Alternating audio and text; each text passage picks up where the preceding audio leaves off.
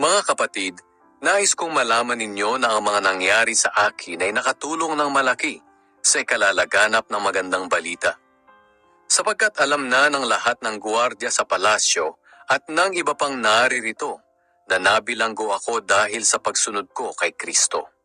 Dahil din sa pagkakabilanggo ko, lalo pang tumibay ang pananampalataya ng karamihan sa ating mga kapatid sa Panginoon at lalo rin silang tumapang sa pagpapahayag ng magandang balita. Totoong may ilan diyan na nangangaral lang tungkol kay Kristo dahil naiinggit sila sa akin at gusto nilang ipakita na mas magaling sila kaysa sa akin. Ngunit may ilan din namang tapat ang hangarin sa pangangaral. Nangangaral sila dahil sa pagmamahal at alam nilang dinala ako rito ng Diyos para ipagtanggol ang magandang balita.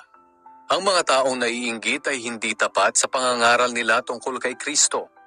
Ginagawa nila ito